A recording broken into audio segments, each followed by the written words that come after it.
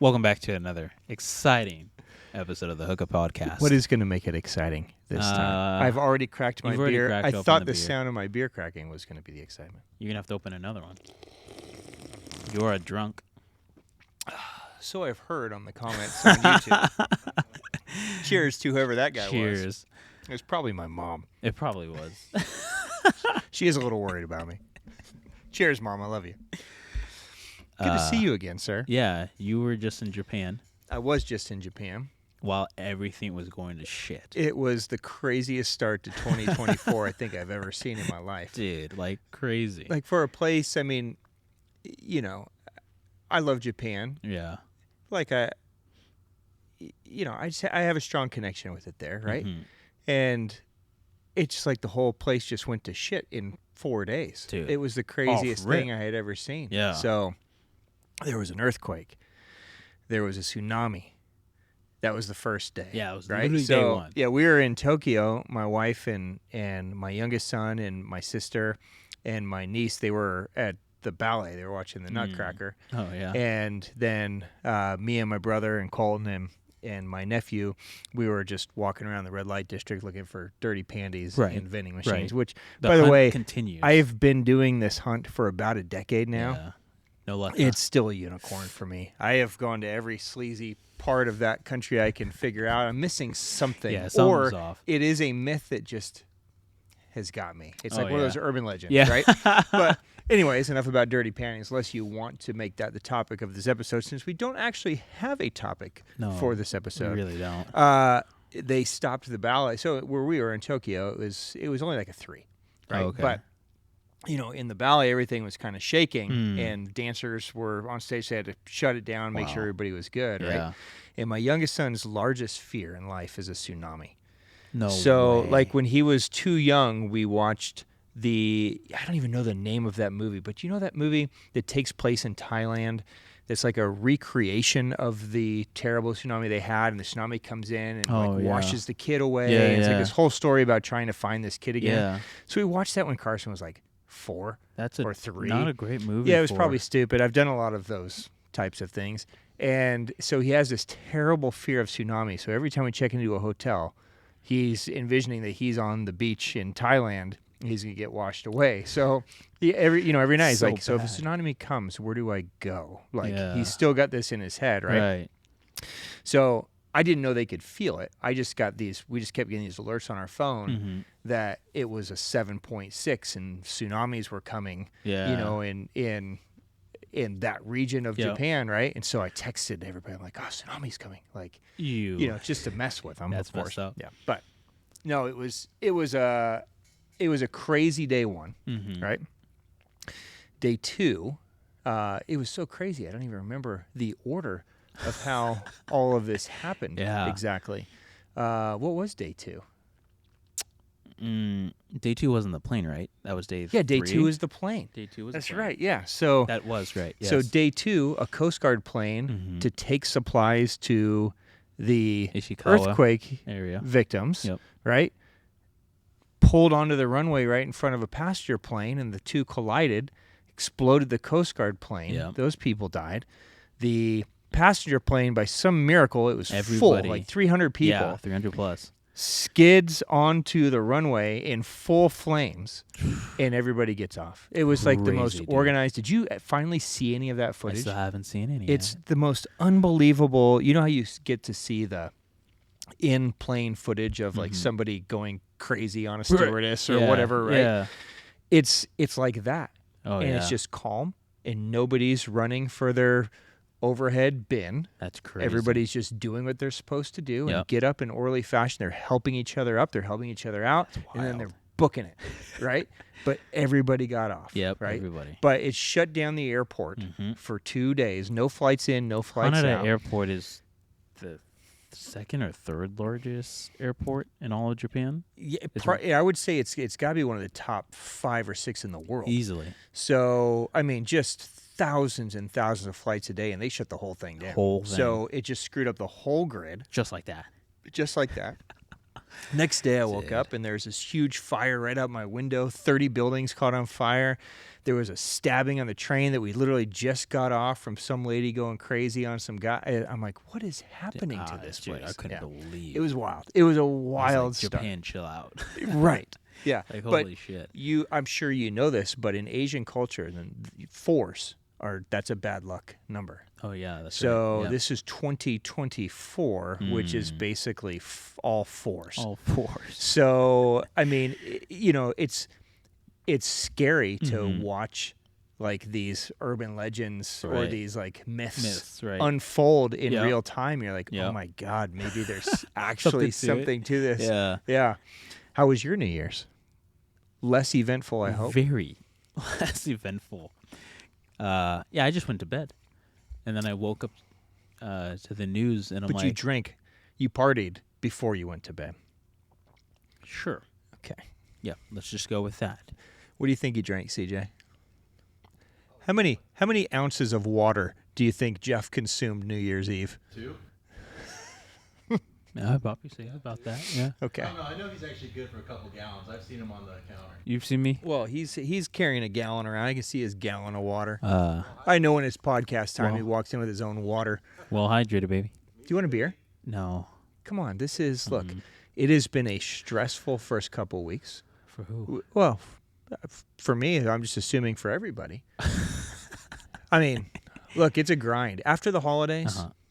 Like every year before Christmas, I get it in my head like, all right, I'm gonna have a budget, and my kids are gonna get less things, and we don't need all this frivolous crap. And then I get to be about a week before Christmas, I'm like, shit, I haven't done anything. I'm just gonna buy whatever is gonna make everybody happy. I'm gonna pay no attention to anything. Right. And then you just end up just going hard. It's like, okay, I gotta do this, gotta spend time over here, and then you're traveling, and then you're back, and it's just. It's a lot. Well, your position is very different from mine. You're a grown man who runs a whole business, has a family in Japan, and you had all that going on in like a 2-week time frame. And then while you're on vacation, shit's hitting the fan. Right. So now you're more stressful. Like, God damn, what the fuck's going on? Yeah. It's your life's completely stressful. Me, I just have to worry about fishing and sleeping and drinking water. Yeah. Well, you should start worrying about catching things. Yeah. This should be a concern. Seems to be a problem I have. Yeah. You know what I mean? Yeah. Well, maybe, as we go down through more and more of these podcasts, you can use them as a diary to reflect back on how to become a better angler. Listen to most of your parts, right? Well, I mean, if you want to catch something. Right. Yeah. I don't think I bring anything to this podcast in regards to catching fish. Oh, the youthful good looks. Is that which I'm starting to lose. Yeah, I didn't want to say anything. I didn't want to completely bum you out. So it is nice to be able to come and just shoot the shit and have a beer and have a little bit of a time frame where it's just we can just let our minds go. A lot of times here it's just it's work, and it's run here, and we don't get these like decompression times. So, even though our listeners may hope that we have more of a structure than what we do today. It's literally like, hey, I got a couple hours for you. You free? Yeah. Okay, let's sit and have a beer and talk, and we'll film something. So, there's not a defined necessary theme to this. No. But we don't necessarily need a theme. This will give some insight to what it's usually like when we're just shooting the shit. I'm drinking, you're boring. Absolutely. And we start talking about stuff. Speaking of like Christmas shopping and buying frivolous things, during that time of Christmas, I'm buying gifts for my family, but I ended up buying more gifts for myself because the gifts that I buy for myself are things that nobody can really get me. So like I'm paying $500 for this lure, $500 for these lures. And obviously when I tell my family this, they're like, you're spending that much on just one single lure? And I'm like, yeah, just to not catch anything with that lure. And so they're like, oh, thank goodness that you bought it because we were not going to buy you that, right? And then it starts to think like, man, that's, I guess when you think about it, that is pretty expensive for just one single lure. And then I thought back to like, yeah, but, you know, the price of a lot of bass fishing just seems to have gone up, or just seems to be higher than what I almost remember it being like a decade ago. And these things aren't needs, obviously, to get into bass fishing, but for things that, you know, you just want to have, or some of the new technologies, it's like, I was just looking at LiveScope. I was like, yeah, I kind of want to buy like a whole LiveScope thing for my boat. And I was looking at that price, and I was like, wow, you have to buy all of these things. And I was like, I don't have that on me right now. I could buy a $500 lure, but for the whole thing, I was like, I can't do you're that. going to be in thousands. Yeah, in the thousands. And I'm like, and before I was like, yeah, I'll just buy this Helix 7 for $300. Yeah. And I'll be set to go. Yeah. So I'm like, wow, like, What's crazy, LiveScope Jeff, is thousands don't even get you. Thousands is more like tens of thousands if you're decking out a bass boat anymore. Yes. You know, you look at some of these rigs and there's 6 graphs on them. They got 3 in the front, 3 on the back. Yeah. You know, and you just paid $100,000 for a boat, and it doesn't even come with anything anymore. And you got to go spend 15 or 20 to put graphs on it. Just the graphs. Just the graphs. You know what I mean? And then you got to get the new lithiums, right, to go with that, and the course. trolling motor too, like all of these things. And you're just like, yeah, I mean, obviously these are not necessities, but they're seeming to become like kind of the average now. We're seeing more boats with, you know, obviously more graphs and live scopes and all these really nice things. And it almost seems like this is almost like this standard for having a quote unquote nice bass boat, right? When you think of like a glass boat, you think of a glass boat, you think of a boat that has at least 3 graphs on it, a nice trolling motor. Nowadays, you got to kind of almost have live scope. I mean, we're seeing it nowadays. Most boats nowadays have live scope on it. So it seems to start to become a standard on a bass boat is to have these types of tools. And it's just crazy. I'm like, well, even though the price has gone up on having these graphs, people are still buying them, you know? And so people find ways to get these standards now that we're looking at. And, you know, I've talked to you about it. It's like, you know, what we see as live scope is kind of what side scan was before. You know, that became like, whoa, you have side scan? That's crazy. But now, you know, a couple of years ago, like side scan was like the standard that came on a boat. And it lost its frivolousness. When's the last time you even heard anybody mention raving side about scan? Side scan? You don't hear anybody talking about, I'm going to just cruise with my side scan and look up underneath all these docks. Like, I don't even remember the last time I heard that. Right, yeah. Not that stopped working, but Yep. certain things become standard and certain pricing becomes norm. Yeah, absolutely. Right? Yes. And I understand the pricing. I don't know if dilemma's the right thing, but you know, when you take people that aren't into the sport to the point where we're into it, right? So, I mean, you know, we're surrounded by the best of the best stuff. Absolutely. So some things we just take for granted.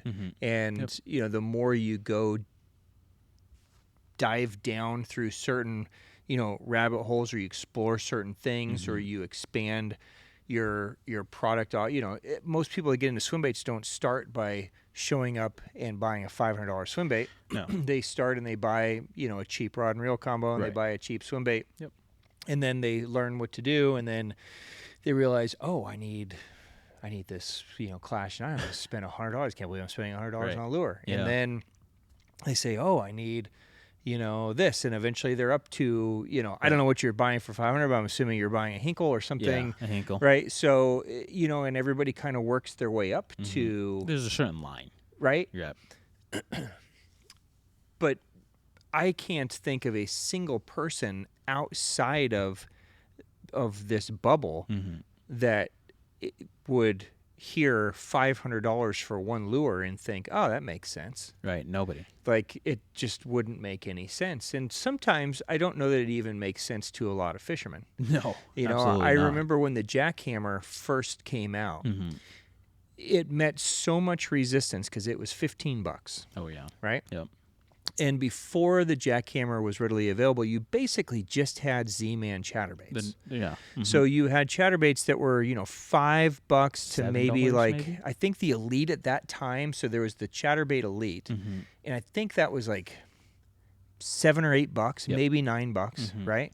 And all of a sudden, wham, here's a jackhammer, $15, right? And I remember all the resistance and the haters that it had were, I'll be damned if I spend 15 on, it's just a jig head and a blade and a hook. Yeah. Like, no way. this is bullshit, right? I don't know why I chose a Southern accent, but I apologize to all my friends in the South. Apparently, when I think of Boogan, I think of you. I love you. But, it met this crazy, and look, if you're breaking it down to its truest fundamental, like just what it is, they're right. Yeah. It's a piece of metal attached to a piece of lead that's a hook and some skirt. That's it. Like, why is that 15 instead of the 7 that they've been paying, right? These are questions and comments that you see a lot too in the industry when you start hearing or going through the topics of like knockoffs, right? Absolutely. So, we talk about knockoffs a lot around here. I should preface that I hate talking about knockoffs. Yeah. I don't like the negative energy that it brings to talk about it. Right. I really try to avoid those conversations until our industry starts rewarding. Right. And then I feel like it's everybody that works within the industry's responsibility to start holding people accountable. Yeah. Right. So, I mean, it's no secret here that, I have no love for the people over and the scientists over at Berkeley. Right. Or, Rapala or any of these brands that are just seeming to just like steal and brand it and win awards. Right. Right. Do I have a problem with how they're doing it? Of course I do. Right.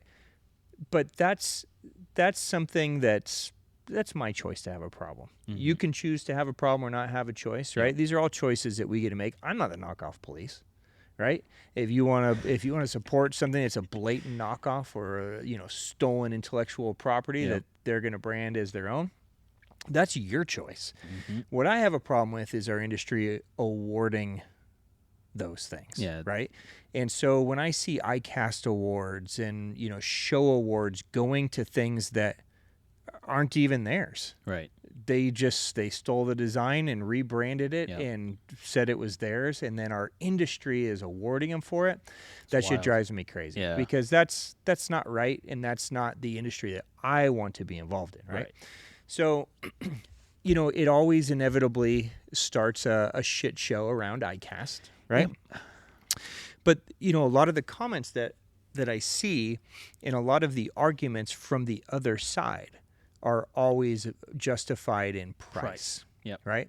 Yep. And, I would say it's, in my opinion, when you're arguing with a brand or a person who has knocked something off, the justification is always one of three things. Yep.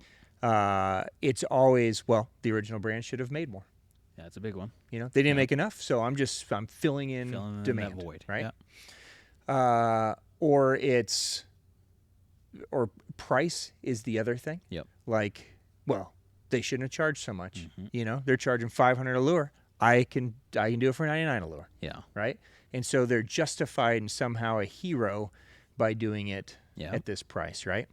And then the other one is usually, why are we going to support, something that's made in Japan? This is made in America. American made. Right? Which, look, I don't think any American listening to this episode probably wants to buy something that's made in America. Absolutely. But I don't want to buy something that's made in America that was stolen from another fisherman just like us, right? Who spent his blood, sweat, and tears and put his family through hell for years developing something just to be stolen by a quote-unquote American company. Right. That's not America. It's not right? That's just corporate bullshit. Exactly. Right? Yeah. So, back to your price comment. There's a lot that goes into price. There's a lot. How do you let's just start from a basic level. Okay. You're talking about these $500 lures Yep. that first of all, you called them gifts for yourself. Mm-hmm. Did you wrap them? They came wrapped in the box. Okay. Bubble wrap. Okay. And I was like, ooh, giddy. And I opened them up. I see. Okay. So these gifts Yes. that you purchased for yourself. Yep. Okay. We wonder why you can't find a girlfriend, CJ. Oh, is that the deal? Well, it's just I'm gonna add to the list of Okay. things. Yeah. Perfect. We'll cover this list in another episode. List. Yeah. It goes on. Yeah. So how do you justify that? Or do you so when your parents are like $500 for a lure? Why would you? I'm assuming that was a question. Like, why would you spend $500 for a lure? That definitely gets brought up. What do you try to engage and enlighten them, or do you just come back with something witty? It always is like you're not gonna understand the reason why I have to have this specific lure, but to put it in terms, this is my favorite lure, and they don't make these really anymore. It's as simple as that. And so they kind of get that gist of it, and then you show them pictures of the success that you've had on this lure of like, I've got all these fish on this one lure. This is my favorite lure. I need to have it, basically. And so they kind of understand in that aspect of it. And that's what I basically tell anybody. It's like, I don't buy a whole lot of lures. I just buy the ones that have always given me the best success in my fishing. And a lot of those are just very hard to come by, very specific baits that a lot of them just aren't made anymore, or this specific year and model is like the best one. So I'm willing to pay this extra price to have the one that I'm truly going to fish and catch fish with. And so to me, that's what justifies it in my mind, and it works out. Yeah. Instead of buying, this $200 one and these $40 ones and this one and this one, I just say I'm not going to buy any of those. I'm just going to buy one, and that one will cost as much as 3 to 5 of your swim baits. But your 3 to 5 swim baits, you might like one, the other one's not sure flavor. This one's okay, but like the ones that I buy are very, very specific to my fishing. Sure. And I work very well with them. So I'm always looking for them as much as I can. And so, at first it was like, I don't want to spend $500. But then you start having more success with them, and you notice like, oh, I'm getting way more bites on this lure than any other lure. I kind of just have to have this. So when one shows up, it's like, dude, I'll just take it for $500. And most people are like, oh, you didn't even fight me over for this.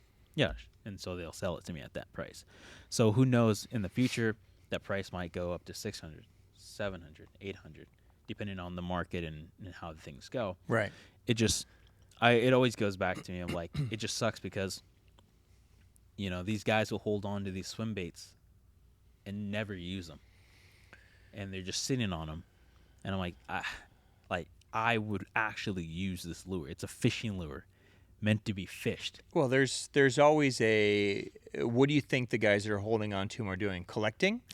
Yeah. So I've always thought that the Swimbait community, and I'm going to totally say this the wrong way. Okay. I don't mean as like the hardcore anglers, but just as a community as a whole. Yep. Swimbait buying and trading and flipping has been kind of part of the subculture of swimbait fishing for the last decade. Yeah, absolutely. And I liken it a lot to like Pokemon cards. Yeah. Because so many of these guys will buy a bunch of baits, and you're right, they don't buy them with the intention to use them. No. They buy them to complete a collection and take a photo of a collection and say, here's my collection, here's my swimbait collection. And then they'll trade and be like, hey, I'll trade you this hinkle for 2 of your, whatevers, or, this one thing for that one, and they almost become like these playing cards. Very similar, right? Yes. And so, swimbait lure buyers and swimbait anglers have always kind of been in this like conflict. right? Where, one drives the other crazy. Yeah. And it's not, I don't know that some people go extreme, obviously. Absolutely. But I don't know that there's necessarily any hatred from either side. I think it's more just about, you want it. And there's just so few pieces. Okay. I'll just say it, dude. You need to come up off these baits, bro. Stop holding on to them and charging me this much for a lure that you're not going to even fish, that I'm actually going to fish, probably lose on a fish. Right. Too, because I love snapping those ankles off. Well, I think to your point, and we can just go down this rabbit hole because I think it'd be fun to talk about it with you, is I think you have two different conversations going on. You have, the first conversation is price and how we justify the price. Absolutely. And the second conversation is, well, what makes the price? Yep. And the understanding of that. Yep. Right? Absolutely. So the first question is,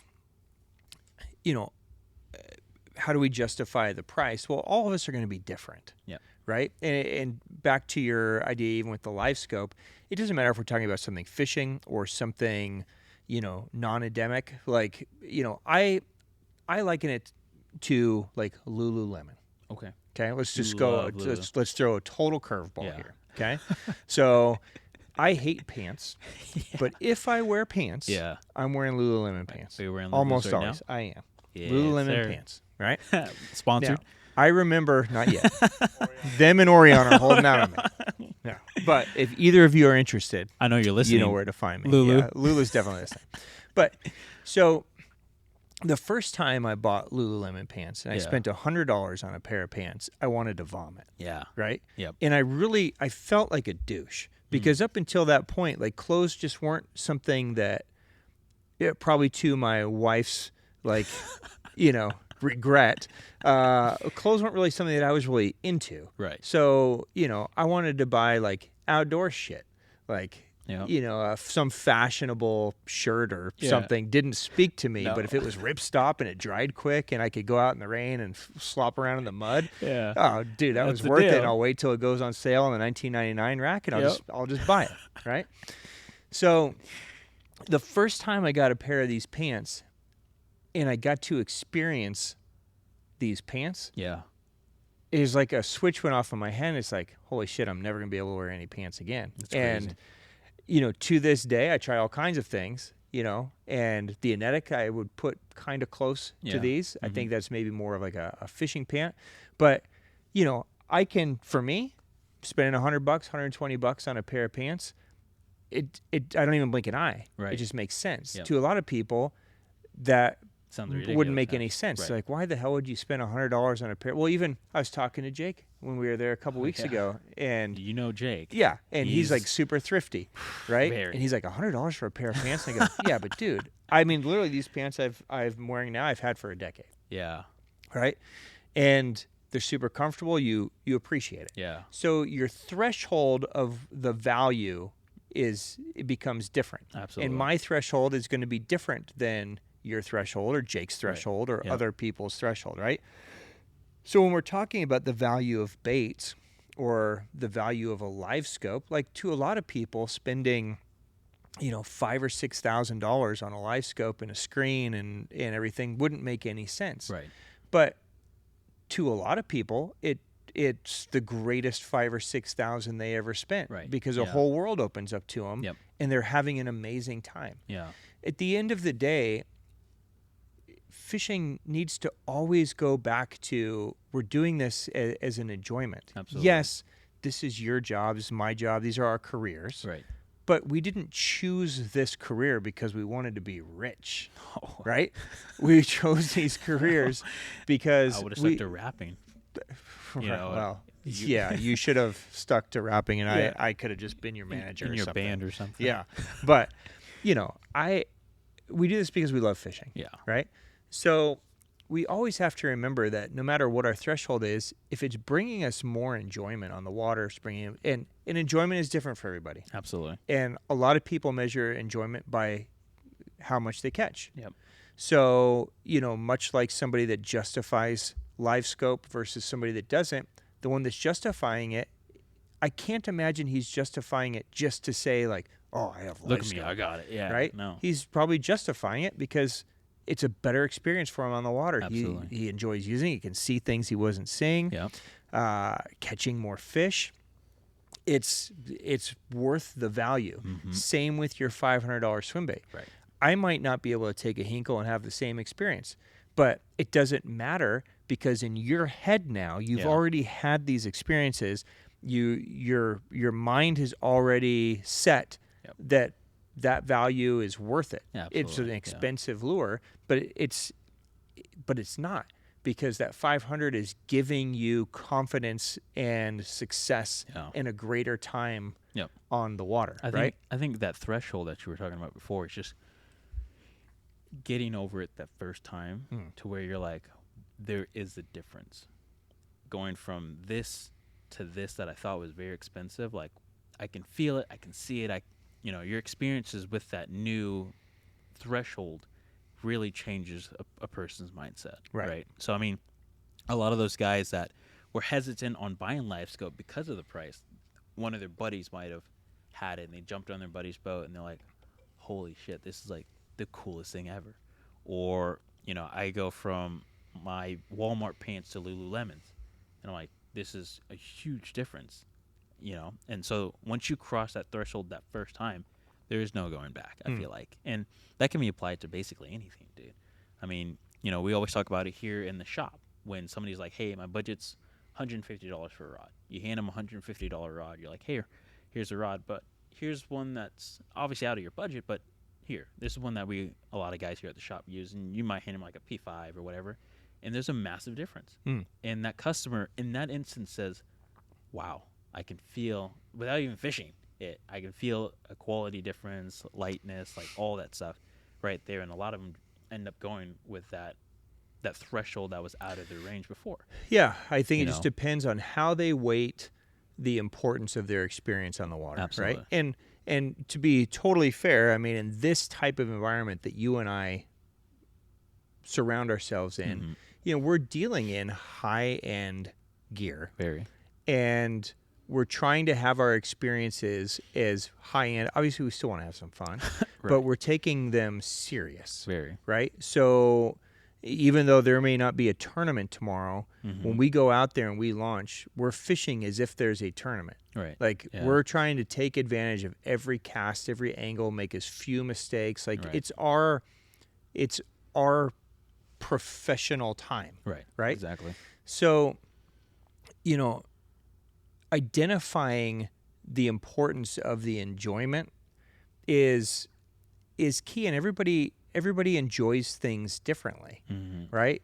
Just because I like the gear and the stories and the learning of the stuff doesn't mean everybody has to. Right. A lot of guys like fishing with a lawn chair and a bobber and a worm. That's all it takes. And that's all they're into. Yep. And there's absolutely nothing wrong with that.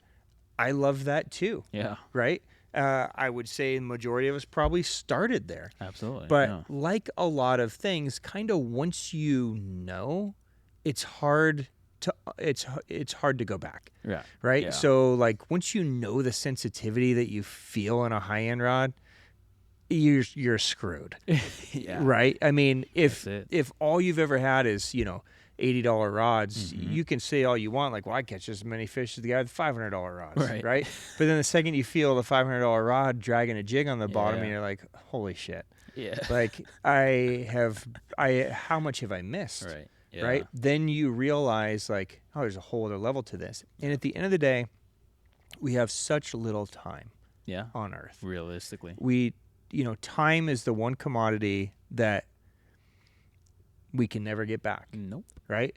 When we're talking about money, it's just money. And I hate to say it that way because it's important, but the time is really the main thing. Yeah. So enjoying that time and finding ways to enjoy that time is the most critical thing. Very. And if a certain piece of gear or a certain piece of electronics, or in my case, if a bunch of pieces of gear make me feel better about my time on the water, then these are justified in my head. Yep. They don't have to be for everybody. But I think that's kind of, where you get at a Absolutely. certain point is certain things just become second nature. And I think to your point, when you're talking about bass boat prices and you're talking about graph prices and you're talking about all these things that are going up and up and up, and the market just keeps, matching it, right? Of course, you sit here and you start reflecting like, holy shit, if a bass boat's $100 grand and by the time you put graphs and everything on it, you're in 125, 130 grand, what is it going to be in 10 years? I mean, potentially, is that going to be $250,000? Right? Like, where does it go? Right. If it's here now, is there a ceiling? Yeah. Is it going to go down? How could it go down if they're selling boats as fast as they can make them now? Mm-hmm. So, dude, certainly, it's, the price of what we surround ourselves with is certainly something that's worth a conversation. Yeah. And it's not a whole lot different. My wife totaled my truck a few months ago, right? And I went to buy a truck and about shit. Yeah. Right? I hadn't bought that was my special truck that I had been driving since 2003. So I hadn't bought a new truck. And I said, "I'm sorry, sir. It says Ford on it, and you told me it was $100,000. Can you give me the actual price?" Yeah. And he's like, "Oh, yeah, $111,000." I'm like, what has happened? What has happened? What is happening? Dude. And you start, so, you can take anything in our lives right now, and it seems like some of the pricing is just crazy. Yeah. So it's certainly a valid conversation, like, where is it going? Right. Is it justifiable? But we all have to make this choice based on our time, what's important, what's not important, right? But the other part of the conversation is what makes something the price. Right. A lot of factors. And I think that's where there can be a lot of confusion. Mm-hmm. Right? And so getting back to like my jackhammer conversation that I was having is, yes, it's a blade attached to, a hook with some lead and some skirt. Why is it 15 instead of 8? Yeah. Right? So these are the conversations that you see come up all the time. When Rapala knocked off the OSB Dual Live Beaver and made their, ridiculous version of it, one of the things that kept coming up is, well, it's so much cheaper. Yeah. No longer do you have to spend $9.99 on a pack. Now you get them for $6.99. Right. Yeah. So how is price determined, and where does the price come from? It's kind of a really interesting topic. Yes. Right? And not one that I don't know that I've really ever heard anybody discussing it or talking about where pricing comes. Yeah. Obviously I don't know much about, bass boat creation and electronics, but we could talk about, the lures and rods and the stuff that we all surround ourselves with. Mm-hmm. And we can kind of just go down through this and maybe have an open conversation about it. Maybe it would be enlightening to a lot of people. Maybe just start conversation on how it's actually factored and how these things come to be, right? Yeah. So in your example, you're talking about a swim bait. Yeah. Right? In my example, I'm talking about something on more of a mass-produced level, right? Yeah. So they both have some similarities, but they're also both two very different models, right? So let's start with yours. Let's start with the swim bait world, right? So, you're specifically talking about a Hinkle. Yeah. We have conversations, our buddy Mike Gilbert comes up a lot, and Topic, who owns Working Class Zero. Yep. I would say he takes a lot of flack on price. Yeah, he does. Forums and chat rooms and stuff, right? Yeah. What makes a soft bait? It's 2 paddle tails for $40. Right. This is ridiculous, right? When a swim bait maker, I would consider pretty much all the swim bait guys at this point to be true kind of garage artists. Most of them are, right? Absolutely.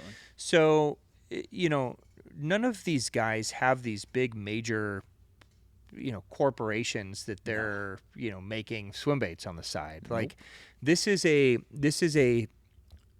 side hustle of love in blood, sweat, and tears Very for hands-on. most of them. Yep. And you can lump all of the smaller one-man operation conventional tackle guys into this group as well. Absolutely. So, Yeah. I mean, if you're like going throughout this store, these would be companies like, Bass Puzzle. It's Yep. one guy hand making One all guy. his jigs. Yep. Noiki, it's just, the guy and his wife hand tying every Crazy, jig, right? hand pouring Yep. every bait, right? Rooms Plus. Rooms, yeah, Yep. that's a great one. Gnocchi, he's literally hand carving and hand painting and And packaging. hand packaging. The whole process. The whole process, One right? guy. Yep. So these are like true artisans that are delivering and pushing things to us. Yep. But the whole process is done by hand by them, Yeah. right? Now, a lot of times it's very easy to just look at something at face value. Yep. I lay this here and I lay this here, or I take this lure and I lay them side by side and I say, it's plastic, it's got hooks, it's got a line tie. Yep. Why is one 15 and one's 5? Yeah. Right. The obvious thing is materials. Yep. So, you could say the same with shoes, with pants, with, motors, with anything in our lives that we do. Different materials are going to be more expensive or less expensive depending on what they are, Yep. right? Most of the time, a small guy, a garage maker, he wants to make the best thing. The best thing. Right? Nobody starts building lures one at a time to make the cheapest lure.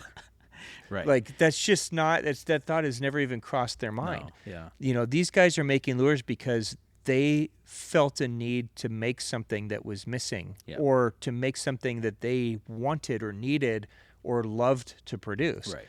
So out of that love, they're choosing the best pieces, Yeah. whether it's hook or skirt material or the plastic it's poured with, or the resin, ABS or the whatever it is. resin, Yeah. whatever it is, they're choosing the best material, Yep.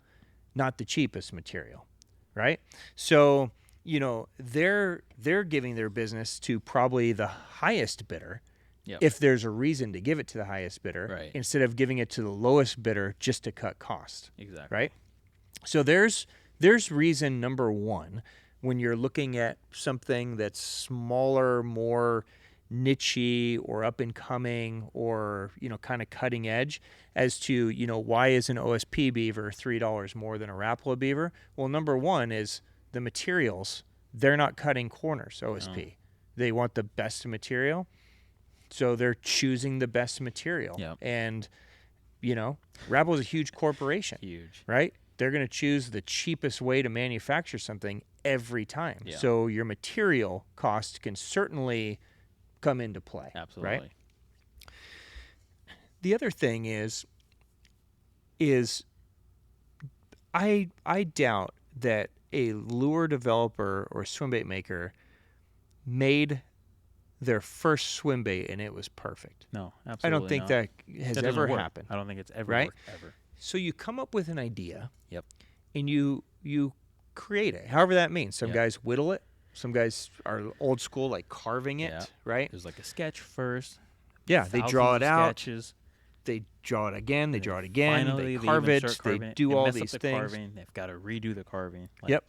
The whole thing. It's a process, in all the interviews that I've done with small lure brands, every one of them has talked about how many years Years. of trial and error, of research, of refinement, of changing, of tweaking, Yep. that has gone into every lure they've put out. Yep.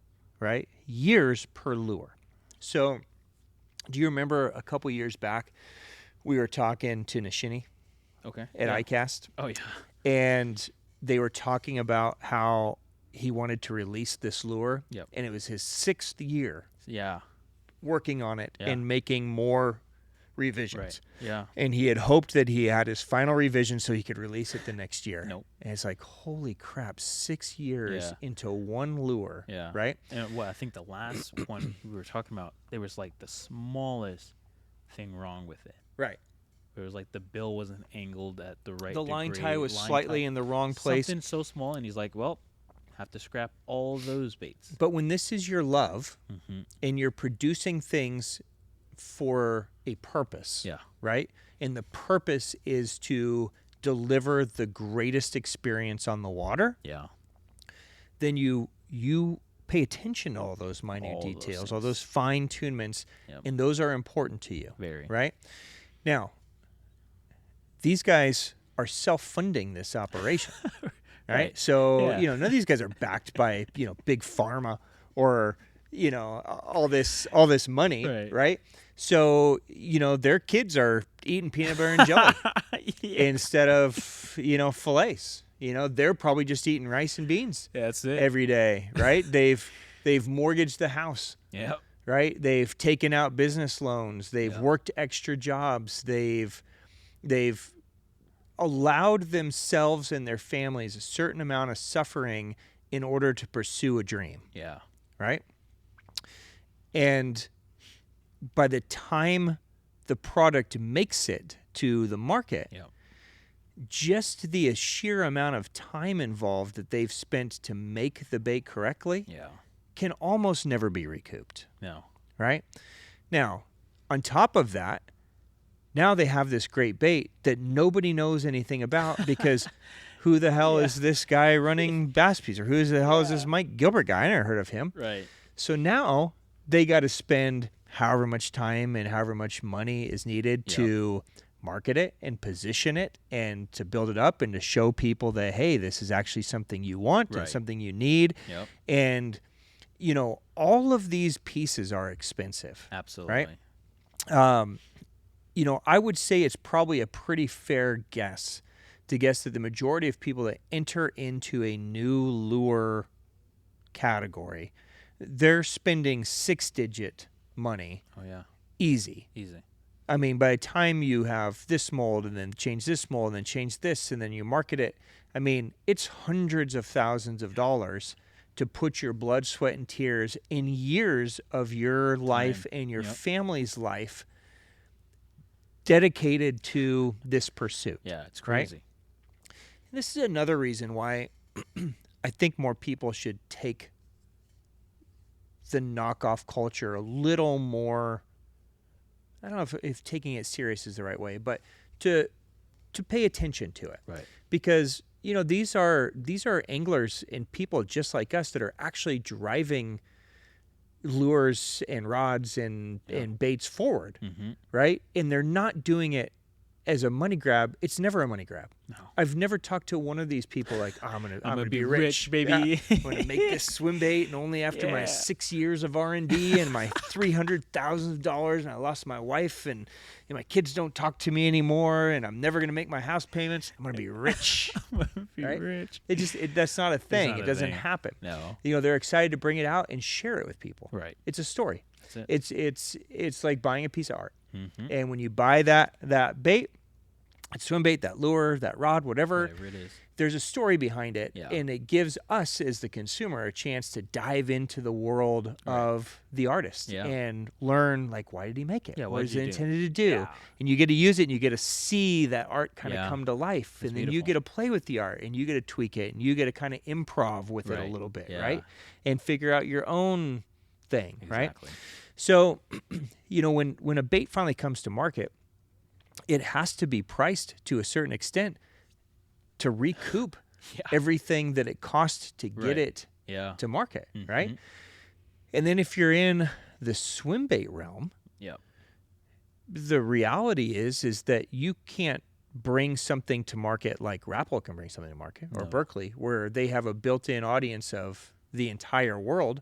You're one guy who's bringing one bait to market, and it's a super niche lane that, maybe only 5% of the entire fishing community exists in. Right. And then within that 5%, maybe only 10% of those guys are willing to take a stab at something new, right? So you start looking at, okay, I've got to recoup my $100,000. Right. Somehow. If I make $10 a bait profit, right? Holy crap. I got to sell 10,000 of them before I break even. Yeah. And that it starts to become overwhelming. Absolutely. Right? So, when you're spending $20 a bait, $40 a bait, $500 a bait, like what you're talking about, right? These are numbers that, these small companies still have to operate as a company. Right. Yeah. It's just that they have such little sales because there's just not a big enough audience to give them a built-in huge sale. Yeah. Right? So, that's where a lot of the price comes from is in the actual development of that product. Right? Yeah. And that's why a lot of times you could have something, like take a citizen, since we're talking about Gilbert, you could have a citizen, and then, somebody could just take that bait and pour some cheap mold and make a knockoff that looks just like it. Not the same plastic, not the same cavities, it's never going to be the same, but you could knock it off and charge half or a third. Yeah. Well, it's because it didn't cost you any blood, sweat, and tears, and you had no risk involved. Nothing. Right? It wasn't your family that was starving to produce that bait. Right. It was his. Yep. Right? So you just come along and steal it and knock it off and throw it up there for cheap, and you're just you're doing it just for money. For money. Right? Yep. There's no love from you. Nope. You're just doing it for money. Now, not only are you doing it for money and you're trying to take money, but you're also slowly slitting the original artist's throat. Yeah. Because even though there's a lot of us that are wise and educate ourselves and put priority to making sure that we're supporting the right place, buying the original thing, and prioritizing getting the best one. Right? I mean, I think at this point, most of us do. We just want the best one. The best. Right? And the best is almost always the OG. Yeah. Right? It's making an impact because not all of us are like this. There's a lot of consumers that don't give a shit about any of this. They just want the price. Yeah. Right? They don't care if that's the original or that's the best one or that guy just risked his whole, family's future to put this on the market. Oh, wait, I could buy this bootleg for half price? Hell yeah, give me the bootleg. Right? And that's just how it's going to be. It's always going to be that way. Dude. There's always going to be those people. There's no getting away from it. So, that's the other part that a lot of people don't look at is, yes, when a big corporation comes and steals an idea from a little guy and knocks it off and makes it, well, of course they can make it cheaper. Right. They're using less material. Lesser material. B, their built-in audience is massive right? If they've got a contract with the Bass Pro Shops, I mean, even if they only sell 100 units per Bass Pro Shops and there's, 500 Bass Pro Shops? Like that. I mean, you're talking about mega units that they're moving, just right? Like that. And C, they don't have any risk or R&D involved. And anymore, I mean, to be fair, 3D printers, CAD machines, this kind of stuff has made bait development so easy, especially if you're a big company that can afford the latest, greatest tech. Yep. They could take a bait like, a Hinkle or Sisson or, the Doe Live Beaver, throw it up on their computer screen and say, all right, by law, we need to tweak 10% of this so that we can't get sued. Oh, let's throw a leg right there and add a little groove right here. Perfect. Boom, we're done. Good. Good job, done. Everyone. All right, let's send it to market. Nice job, Geoff. Scientist. Right? Yeah, scientist. That's scientific way of doing it. And it's sad, and we're making light of it, but because it's so ridiculous. It's super sad. Very. Right? Yeah. And, the culture is not getting better. It's not. No. It's going the opposite way to a certain extent, right? So, Ben Milliken put out a video maybe 6-8 weeks ago where he talked about what he felt the decline of the bass fishing industry was. Yep. Right? Yep. And to just kind of paraphrase his mindset, it was the fact that these basically these big banks, Massive. all this corporate money Yep. is coming in and basically buying up all the little guys. Yep. Right. And we've seen it in here over the last several years that, 10 years ago, a lot of the brands were still family-owned brands. Oh, yeah. And it's not just the banks, and the investment money, right? It's not just capital groups doing it, but it's also bigger outdoors brands looking to grow. I mean, we saw hunting brands gobbling up fishing brands last year, right? Yamamoto, Buckeye, and you name it. All these were getting gobbled up by larger conglomerates, right? Well, it changes the whole dynamic of the brand. Right? And what ends up happening is these pro staffs that they end up getting, and this is no disrespect to any specific idea or pro staff. I mean, every company's got to make decisions that are best for them. Right.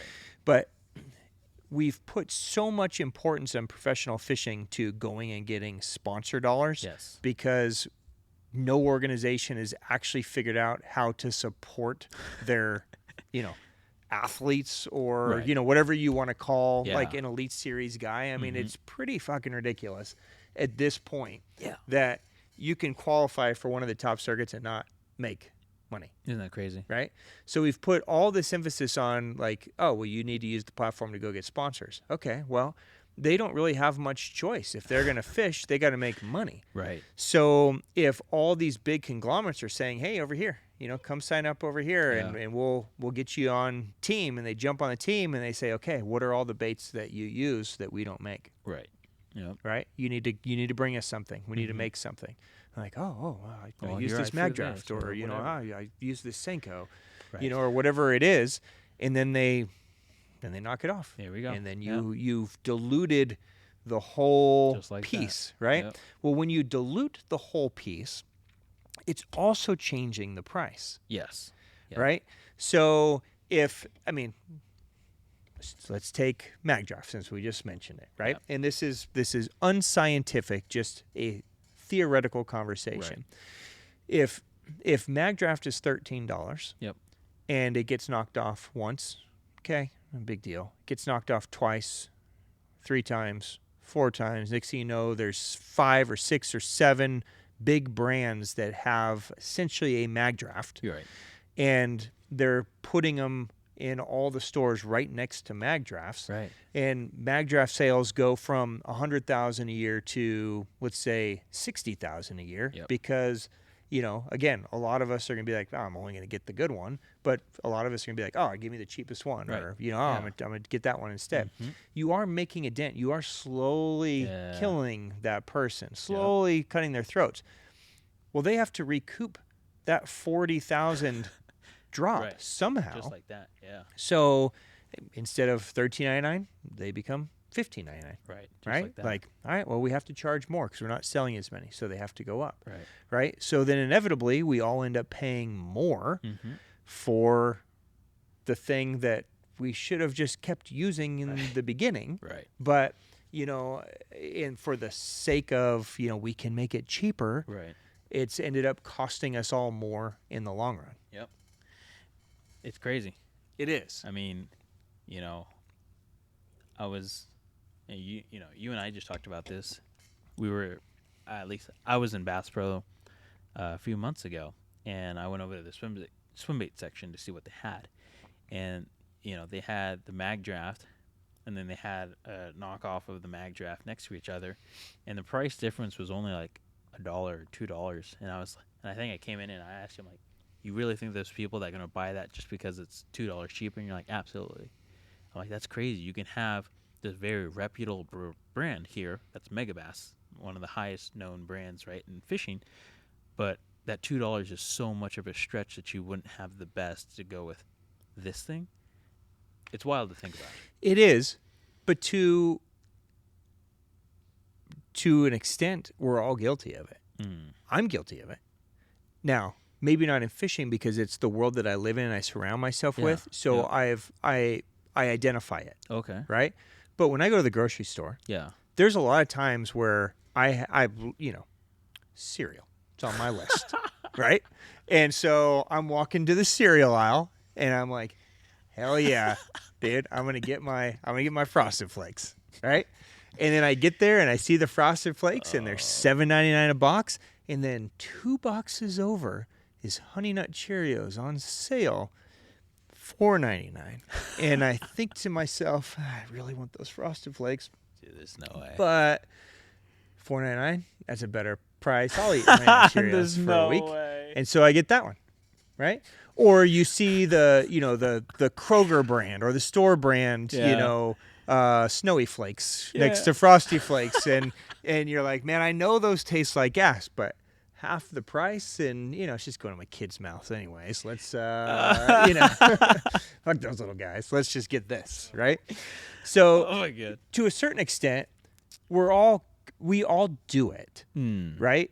It may not be in this industry, but price is a driving factor. Now, if I knew that, hey, the people at Kellogg's, those are good people. Yeah. Those are nice people, blood, sweat, and tears. Yeah. They're making qualities. Like, if I knew that there was a story, right, then it would drive my decision making. Yeah, yeah. But because I haven't taken any time to learn about any cereal makers, to me it's just all commodity. I see. And there's so many anglers that this entire industry is just commodity. They don't have time or maybe interest. Like, it's just not their thing. Yep. We're weird. Absolutely. Right? And people that listen to this podcast are fucking weird. Yeah. Because we like exploring these ideas and these concepts and really knowing. I want to know who made that. I want to know about this brand. I want to know what it's designed to do. I want to, this is the fun part. Right? Exactly. And so we learn maybe more intimately about this stuff than what most people would. Absolutely. But every industry has these niche rabbit holes. Right? Yeah. I mean, if you're in music, like if you went, maybe not you because you're an ex-famous rapper, but say somebody like CJ that maybe doesn't have any musical skills, and I don't know if you do or you don't, CJ, but yeah. So the middle school trumpeter over here, if he walks into Guitar Center, right, and I say, hey, dude, go pick out a guitar. Yeah. Is he going to know the difference between a $99 guitar and a $399 guitar? Probably not. I bet you he won't. Now, would he know the difference between a $399 guitar and a $4,000 guitar? Maybe. You know what I mean? Like, maybe that super high-end one might be just like super beautiful, super clean. Like, it might resonate to him different. Okay. But it's not like he's going to be able to walk in and identify this brand does this or this type of pickup does this or what. Yeah. It's just they look the same. Yeah. Right? So this is happening in any industry. And I suppose it just also depends on how serious somebody's going to take whatever this is. For sure. Right. So, there's certain things that I've been wanting to get into, and I said to myself, like, I want to be serious about this. So, like, when I was getting into skateboarding again, I was like, I could go with just a super cheap board, or I could do my research and find out, all right, let's try and figure out a good deck. Let's try and figure out good trucks, wheels, bearings, and all that stuff. So I was like, I want to take this seriously, so I want the best of the stuff going into it. But I wanted to take skateboarding seriously, and that's why I did the research. If you're getting into something just for the hell of it or whatever, for kicks and giggles, you're not going to really pay attention. You're just going to be like, this should work. This will be fine. I'll just grab this whole complete set off the rack or whatever and be good to go. And it'd be very similar to like guitars. If you are seriously thinking about getting into actually playing guitar and you want a really good guitar, you'd probably do your research before going out there. You're like, I want to take this seriously, so I'm not going to get like the basic thing, but I probably won't spend $4,000 on a guitar, so I'll probably go with this one or this one. Yeah, how do I get something like that's close to the performance of that $4,000 without... That's what I'm always looking for. Going crazy. Yeah. But, a lot, like I said, I think there is also a lot of people that just don't want to do that research, and they just grab whatever they can grab. And there's levels to it too. Right? So, since we're on the guitar conversation, so Aaron Lewis is a name that comes up in the store quite a bit. He's a friend of ours and shops here a lot. And, I was talking to him about guitars a year or so ago. I was looking to add a guitar to Colton's, arsenal. And I was asking him like, hey, between these two, I can't decide which one should I get. So we started down this guitar conversation. And, he said to me, he goes, honestly, dude, I'd do that one, but I'm probably the wrong guy to ask because I don't buy new guitars. I only buy used guitars. Interesting. And I said, interesting, why? And he goes, because I want the guitar to have a soul. I want it to feel a certain way. I want it to sound a certain way. I want it to have a story that I'm not going to get off the shelf in a new store, right? Huh. And so this was his justification for his value. Oh, yeah. Huh. Right? So, everybody has such a different, what's important to you, right? But when we look back around to the whole piece, which should be important to all of us, if we're here, right? Right. If you're listening to this nonsense, right? If you're working in this industry, well, I guess I'm going to change what I was going to say. Okay. I was going to say we kind of owe it to ourselves and the next generation to take some of this seriously, but really nobody owes anybody anything. No. I guess it's all choice, right? Yeah. And one of the things that's frustrated me with like the industry awards. So we started going down that rabbit hole of like ICAST awards, right? Yep. And it's inevitably, you have the same 4 or 5 brands that win ICAST awards, right? Yep. And I think the majority of people probably don't know how that happens. No. Right? You know how that happens. Right. But a lot of people think like it's a paid for award, like, oh, they bought that award. Right? Yeah. To a certain extent, they're not wrong. It kind of, right? So, most of you listening probably haven't been to ICAST, but ICAST is basically just a giant circle jerk of every brand that wants to pay to go to this way overpriced industry event and showcase their new launches for next year and hope that they're going to make some dealer connections and some distributor connections and sell more product for the next year. That's basically a recap, right? That's it. Now, everybody that pays the ridiculous booth price to show up at ICAST has the right to enter a new product into what's called the New Product Showcase. Yep. Right? So, Jeff's custom swim bait shows up and you've got the most revolutionary bait that you just spent 15 years of your life. You lost your beautiful workout Asian chick. She's left me, gone, right? I've lost all my You've just hair. got a big fatty with 2 teeth now, right? Big It's out of desperation because you needed the money, Right. and she was making bank, and you were like hundreds of grand in debt, right? Bad. So, this is like your whole life up to this point is to finally release what's actually going to provide anglers a totally new experience on the water. Right. It's something that's never been seen before, right? And you are leveraging, you're betting your life that once the industry sees this bait, they're going to know what you've known for the last 10 years. And you've bought patents and you've done everything right? And you're going to put it in that space, right?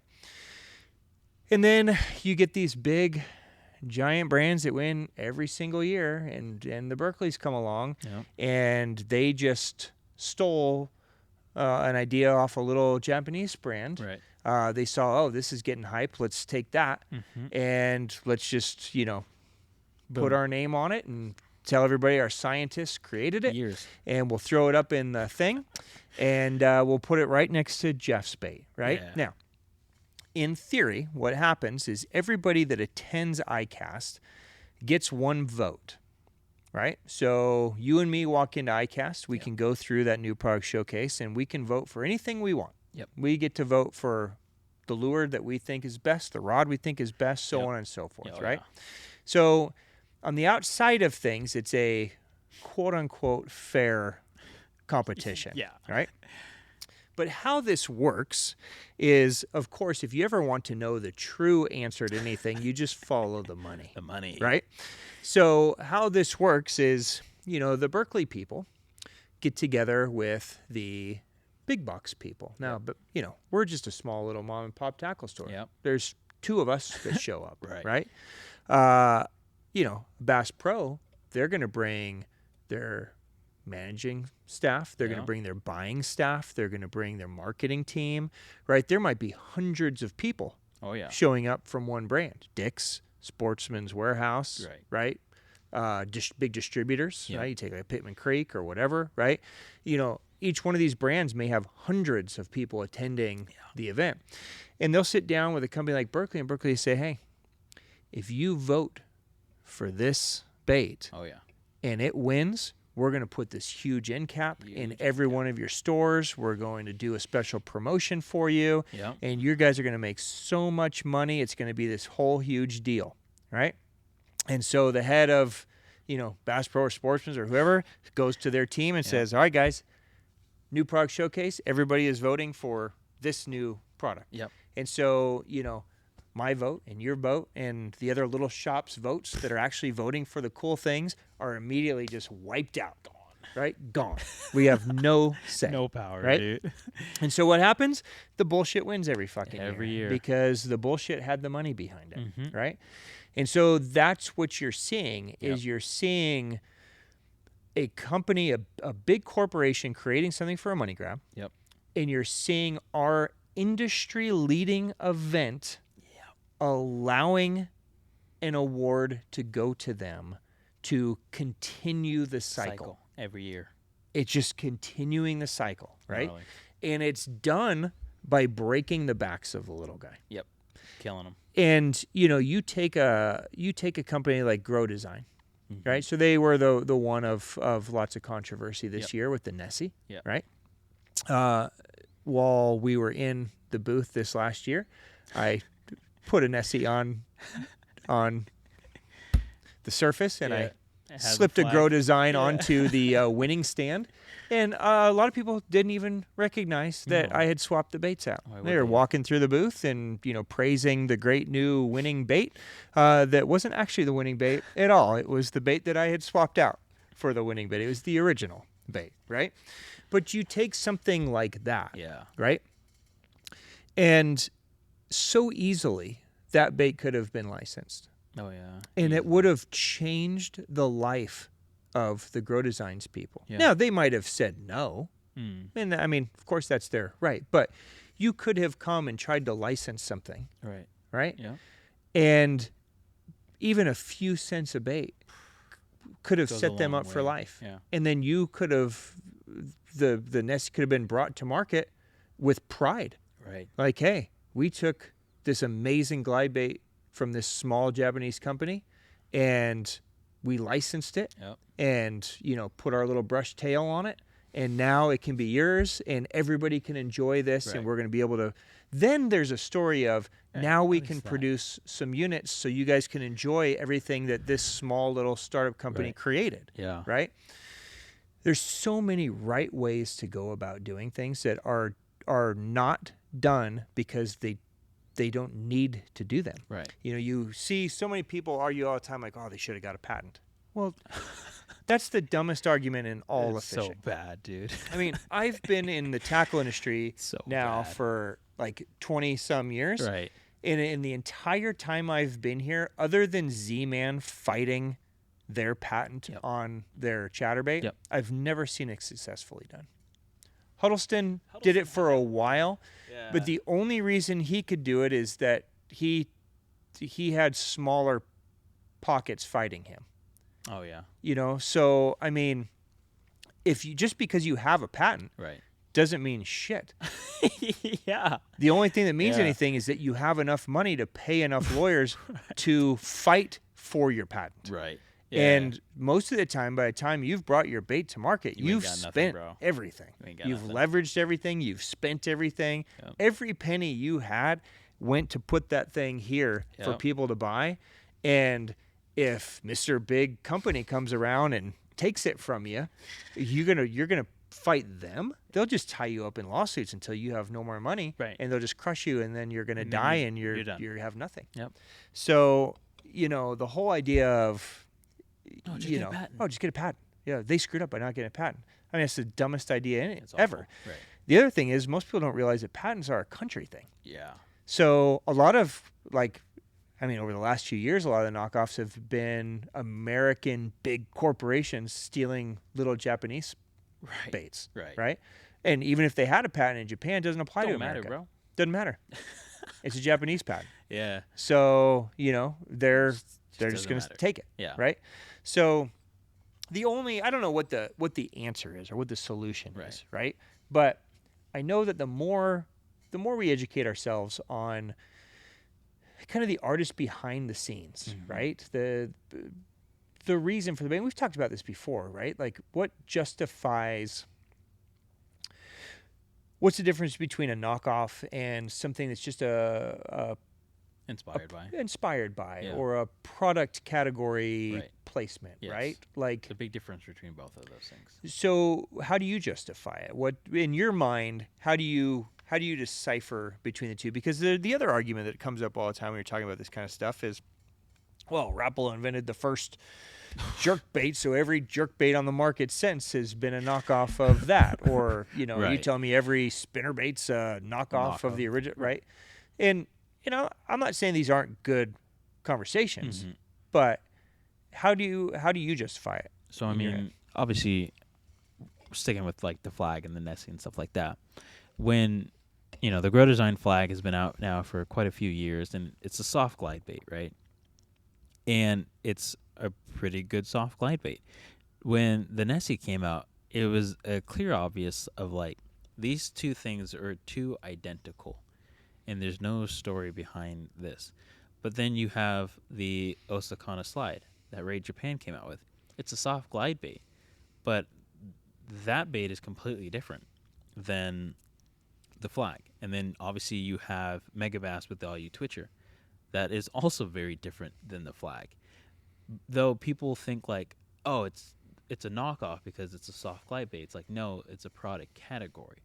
Grow started it with the soft glide bait, but other companies saw that and said, maybe we can change it to act differently, to swim differently, different rigging, completely different shape, different ideas onto the bait. And so there's a story behind it. That is a product category. But when you hold a bait that's side by side and it's completely obvious, so like, dude, it's 90% correct of the original. That little 10% tweak, sure, you added this, you did this, but there's no story behind it. This is what a knockoff is when you've taken an original lure and you've put it in your little computer and you had your scientists rework some things. Hey, take off these fins, put this bullshit here, do this, do that. But you still have the main 90% of the original. I mean, dude, that's a knockoff completely. So there's a huge difference between that product category and a knockoff. And a lot of people don't understand that. So, I mean, for the past, after the All You Twitcher started to kind of get more light, almost every post I was like, hey, it's not even close to the flag, guys. Right. This thing is wildly different. Just because it's a soft glide bait doesn't mean that you don't even know what it does. Right. And you're jumping to conclusions about this. You guys are just mad that Berkeley did what they did to flag and we're not holding these other, companies accountable, but those companies didn't even do anything. Right. So right. There's just a lot of that. And it's not always just big American corporations knocking off little Japanese brands. No. This happens worldwide, both ways. Both ways, absolutely. Right, for sure. Yep. And it happens, American companies knock off American companies all the time. Yep. Japanese companies knock off Japanese companies all the time. It just so happens that the baits that have been in the limelight and thrust into all of our, the marketing and the advertising and the awards have just happened to be small little Japanese brands that had lures stolen by the biggest supposedly industry leaders in our industry. And to your point, there's no story. There's just no story. The story is they just stole the bait and it does the same thing that the other bait does, just but not worse. as good. Yeah, that's the story. Like that's not how you drive something forward, right?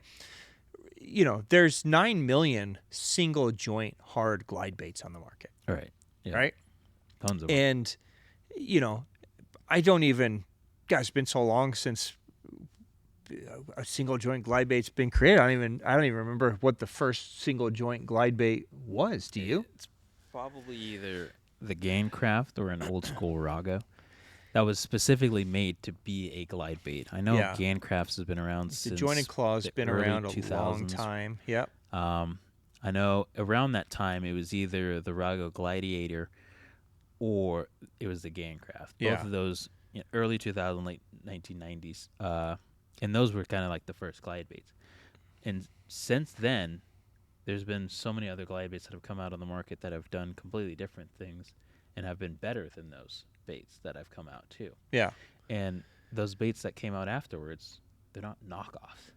Right. You know what they're I mean? they're pushing it forward. Right. Look, Yes. I'm not an anti technology, anti-growth person. Yeah. Every bait that we're talking about, so I mean, if you're talking about the Grow Designs, or you're talking about the Issei Gill Flat, or you're talking about any of these things that have been knocked off to win awards, all of these guys, the Grow Design guys, the Issei guys, they were probably inspired by baits before them. Oh, absolutely. Right? Yeah. They're like, oh man, that's a really cool little bluegill. Yeah. Or, oh, that's a cool hard bait. I wonder if I could create a soft version of that and get a similar action. Or, I wonder if we put these little grooves in it, if it could do something. Like, something. everybody's inspired by things that came before Absolutely. us, right? Yes. But you have to pay homage to what Something, was right? before you. Yeah. And then if you don't have a purpose in a story, in a reason that you're creating something to improve something, Right. then it's just a money grab. Yeah, it's just a money grab.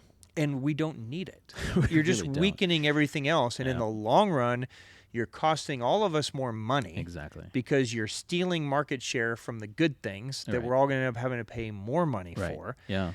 And you're being incredibly discouraging to a new up-and-coming group of innovators. Yeah, it's killer. I mean, I can't imagine if fortunately for me, I have zero creativity on like new baits. Oh yeah.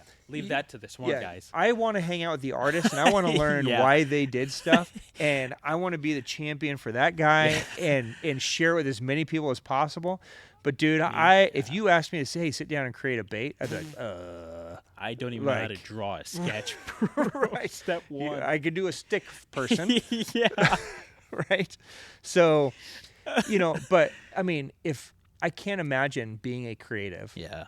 And being somebody who has these ideas and these thoughts, right? And, Yep. Griff has a lot of these ideas. Yes, he does. Over the last few years, Griff has shared so many ideas with me. Oh, yeah. And with you, like, I have this idea. If we did this or this or this would be a cool lure. And I always, every time he tells me, it's like, yeah, dude, that's awesome. But I don't know what to do with that info because, like, unless you it's not my lane. Like, you should do something with that, right? And he's like, oh, yeah, it's just a cool idea. And then a couple years later, inevitably somebody created it. Right? And he's like, oh, they took my idea. Right? They were hearing us. I mean, if nothing happens, right? And I feel like a few years ago, I feel like maybe, and I don't mean this in any way to be like, well, I was there and nobody else was there. But, a lot of times this industry can be kind of lonely because you work so many hours and you're so focused on what it is that you're doing in your lane that you don't really see what's happening outside of your little bubble, right? And so I feel like a few years ago when this really started getting bad, like we were being outspoken about it, but I felt like it was kind of like David versus Goliath. Like we were like the only ones out speaking, and then all the companies that we were talking shit about were threatening me and calling me up, and all these things, it was ugly, right? Yeah. But I feel like over the course of the last year, I feel like there's been a lot more voices being vocal. Yeah. And I think people are just kind of getting tired of the nonsense and hopefully realizing that, long term, protecting protecting like the true innovators is important. Absolutely. Yeah. And, you know, the only way, I mean, if you fast forward 40 years from now and you know, kind of back to the idea of if a boat's $100,000 now, is it going to be 250,000 10 years from now? Well, if things keep going the way they're going now, 10 years later, is it just going to be these 5 or 6 or 7 mega brands that own everything, and there's no small guy, and there's no innovation, there's no like family brands, and there's no garage builders, and like, dude, that's not the fishing industry that I want my kids and grandkids to be in. And that's not the fishing industry that I want to spend when I can finally retire and sit on my throne of Orion. Like, and I just want to go fishing every day. I mean, fuck me. I don't want it to just be some bullshit fucking Bass Pro brand crap that I have to throw. Like, you know what I mean? Like, I want some cool stuff. You know? So I feel like we're people are starting to appreciate and understand how much of this is kind of nonsense. Yeah, it is insane. Right? And like, and having these conversations, I think, is good, because inevitably we're going to meet a lot of flack over this. Right? I always, every time these topics come up, I get all the guys that are, you know, going to disagree, and they have it all figured out for the sake of price. Right? But, you know, the other thing I think a lot of people don't think about is, you know, we do a lot more importing.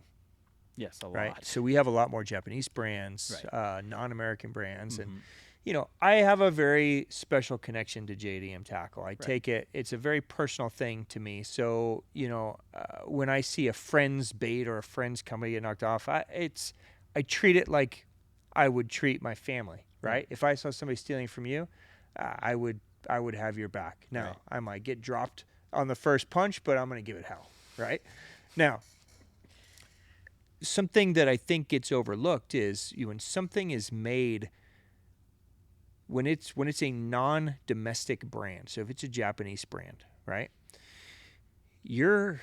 Our U.S. government is taking and forcing that price to be about 30% higher, 35% higher than what an American brand would get to sell it for. Right? So, you know, there's all kinds of different taxes and importing and shipping and different things involved. So, you know, that's also creating a little bit of that price jump as well. Absolutely. You know, when you're comparing two things side by side, you're also seeing, you know, there's a lot of brands in Japan specifically that don't have their own factories. No, they don't. So, you know, they have these genius ideas and they know what they want to make, but then they have to have it made for them. Right. And so that's creating another thing. Right. There's so many different things involved in calculating the price. But at the end of the day, we all get to determine if something has value or not. Right? But the value is so much more sometimes than just the blade, the hook, and the skirt. Right? There's a whole story behind it sometimes. And when you stop and actually think of the big picture, you know, circling back around to, you know, the Hinkle conversation, I don't know, you know, anybody's personal, you know, money situation, but, you know, he's charging, what does Hinkle charge? $300? No. For a blank, $400? For a Hinkle shad, which is very, very popular right now, you can get a blank from him. For $175. $175. And then a Hinkle trout blank is $200. Okay. So, you know, at $200 a bait, that may sound crazy, right? Just for a blank, an unpainted blank. But when you stop to think of how much money it costs to run a business, right? He has such a small little niche audience that, I mean, he's going to have to sell hundreds of thousands of units because he's not making $200 profit. $200 is the price. But who the hell knows how much it cost him to Actually make it. Yeah. And what it cost him to make it isn't just the material landed cost from the factory. Right. Like if it's an ABS blank that it's kind of like, you know, in the fishing industry, margins, like in retail, margins are very low.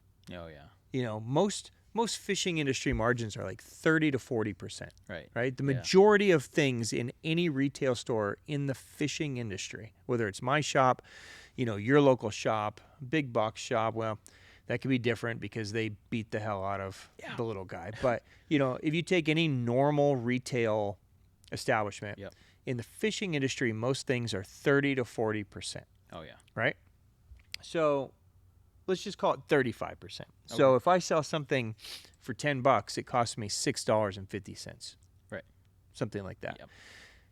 In almost every other retail industry, right? If you look at like high-end retail, if you look at like jewelry, or you look at, you know, shoes, like you were in the shoe business for a long time. Yeah. Dude, we all know that it only costs Nike like $5 to make a pair of shoes, right? But it costs me $150 when I go to buy a pair of Nikes, right? The margins are Keystone, double Keystone, triple Crazy Keystone. stuff. You know, they're buying for, you know, the Finish Line might be buying for, you know, $40, but they're selling for $140. They're going to triple or quadruple their money, right? That doesn't exist in this industry. No. It's just not a thing. It's not. So the number of units that you have to move are just ridiculous. Are insane, right? It's a unit thing instead of what we were just talking about the other day. The amount of SKUs in this store alone is just unbelievable. You know, coming from, you know, working at Finish Line, the shoe place, we had no more than 1,000 shoes in the entire store for all ages and kids, women's, men's. If we had 1,000, that's a lot, right? And that's not 1,000 SKUs. You might have had 4 size 11 in the black, you know, pump or whatever, right? So that's just 1,000 units of product available for the whole store, right? And then you look at this store, it's like 1,000 doesn't even cover Megabass. You don't even come OSP. No, I mean, I think at this moment we're recording this, we have 3,000 OSP Dual Life beavers in stock alone.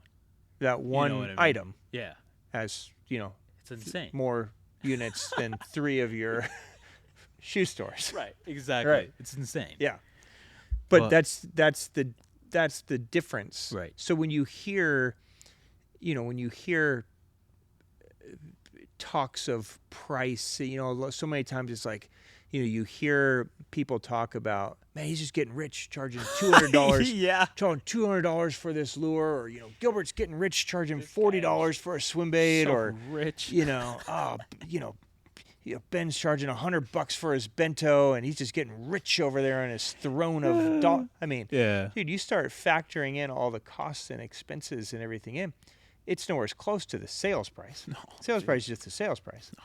But the profit price is a very small amount. Very minimal. Yeah. Because, you know, not just talking about like materials, but, you know, here at the shop and those other guys, they're having to do their own labor. Here you have to, you know, pay people. You run a business. You have employees that you have to pay. Then you have to pay for the boxes to ship these things in, the tubes, the tape, and then the shipping fee. Like all of these things. Well, and that's if everything works perfect. Oh. But what if stuff doesn't work perfect? Right. And a lot of times it doesn't. And a lot of times it's out of our control, or, you know, sometimes it is our doing. But I mean, what happens if a box gets lost? Boom.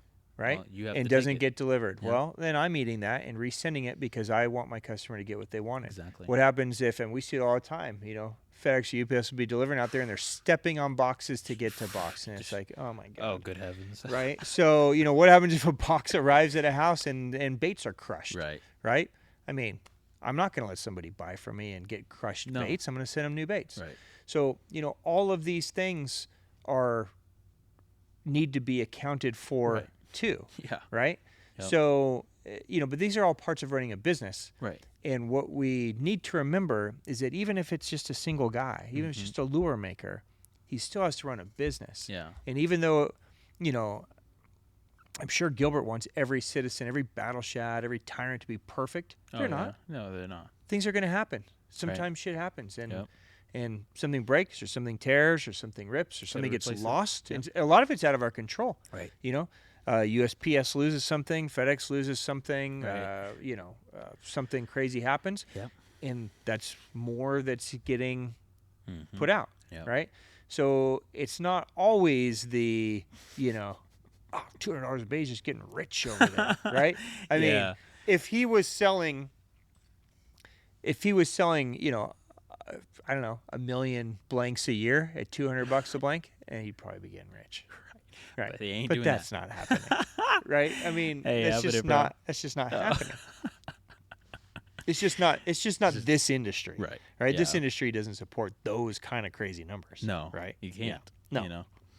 No. Well, back to your $500 a bait, a lot of that too is you're buying inflated items sometimes. Absolutely. Most So of it is. you're buying, flipper Flipper prices. items. Yep. And, flippers get a lot of bad flack Mm-hmm. also They do. in this industry. And flippers come up a lot in conversation. Very. Not Not just swim baits. just swim baits. As we know. 110s. Phew, They Pop come up a Maxes. lot. Pop Maxes. Swim baits, of course. Right. Any limited edition, small quantity thing Mm-hmm. are going to have flippers. All right. Are they good for the industry or bad for the industry? I mean, I normally say bad. Okay. I normally say bad for the industry. But what sucks is that, this flipper, he bought this lure for $200, let's just say, right? And he flips it for $500. The flipper just made a $300 increase. Mm-hmm. And it's like, why? I would have rather have had the bait maker make that extra money. If the bait maker, I would have rather have given that money to him because he's the one putting the work in with the bait. So then you'll have stuff like that. So then the bait maker might see something like that of like, well, if everybody keeps buying my $200 lure and flipping it for $500, I'm just going to start charging $300, $400, and people are going to buy it. So, and then that's like the new set price. So the guy that was normally buying them for $200, now he's forced to buy them at $300, $400, and it's like that kind of sucks because the flippers are making more money, and the small bait makers are seeing that, and it kind of gets old and tiring. But why didn't you just out buy the flipper and get it before he could get it? Sometimes they're good. Sometimes you lose. Yeah. And So you just eat it, and it just is what it is. It is what right? it is. Right. Yeah, we see this in a lot of industries, but my family's big into like live concerts Okay. and like live events, Yeah. right? And so like the concert world is huge with flipping. Oh yeah. Huge. Yeah. Like there's so many people that buy a shitload of tickets Mm-hmm. and then flip them, Oh really? right? So because they know, like, dude, if you could get into like Taylor Swift on round one, and even if you spend $1,000 a ticket, you're gonna flip them for $5. Really? Oh yeah, Wow. you're gonna cash, right? So I mean, if you're a good flip or shoes, right? Is I a big mean, one. shoes was kind of what started the whole bots, Yep. right? Like Massive. Nike would do a drop and it's impossible to get it because you've got millions of bots competing. Yeah. My slow ass fucking one key at a time working, fingers bro. ain't ever gonna put my shit in there and get my shoe, right? So, but it's like this race to get it, but it's almost like sub industries. Right? I don't know. I have a strange I don't like a love-hate, I would say, Interesting. with flippers. Wow. I dislike the idea of somebody accessing a product that's taking away a product that somebody would genuinely use to enjoy themselves. Right. Right? Yeah. That kind of sucks. From the standpoint of wanting to deliver as many people quality stuff so they could have a great time, Yeah. that kind of sucks. Absolutely. But the only reason the flippers have any kind of ability to flip is because some idiot's spending $500 on the lure. If nobody was buying that lure for $500, they'd stop flipping it. Right? So I can never fault somebody for wanting to make some money. Like, if somebody sees a chance, whether it's in shoes or concert tickets or whatever, is it frustrating when I'm trying to get a Metallica ticket and all the damn flippers bought all the fucking tickets? Of course, I want to murder every single one of them. Right? But now it's up to me. Do I want to just pay the overinflated flip price, or do I want to tell them to go fuck off? Right? So we're kind of back to the original question, like, well, where's your threshold of value? I mean, you say you won't blame a flipper for making money, but isn't that what Berkeley's doing then? They're just taking that thing and they're just trying to make some money. They're trying to make some quick cash. No, What's because the difference between that? Well, because the difference is that Berkeley is robbing from the creative, right? The flipper bought at full price from the creative. I see. The creative is trying to sell a product, right? Yeah. And the flipper bought it. Okay. And then if there's no, secondary value, then they're not going to flip it. I see. They're going to stop flipping it. Yeah. Right? But sometimes I feel like the secondary value is created by the flippers. I see. That's what I said. I'm not saying that I love flippers. Right. Yeah. I'm not saying that I hate flippers either. I'm constantly evaluating my feeling on flippers. Yeah. So news to me. Well, because I hate flippers. I hate paying $500 for a fucking lure. Well, nobody wants to pay $500 for a lure, right? But if people stopped paying $500 for a lure, they wouldn't charge $500 anymore. I wouldn't get the lure then. Right. So right. This is a vicious cycle. Like, I'm fucked. Right. Because there is insane people that are willing to spend that much money for these lures. No question. And so then I'm like, wow, there's other crazy people. And that guy, when he buys that lure, what is he going to do with it? Put that in a glass case, baby. Maybe. Let that sit there and collect dust while that dumb Jeff guy doesn't get to fish it and catch giant bass on it. But here's the thing. Creating enjoyment is what this is all about. Yeah. Right? And everybody finds enjoyment in different ways. Yeah. Very few fishermen would find enjoyment in how you fish. I'm telling you.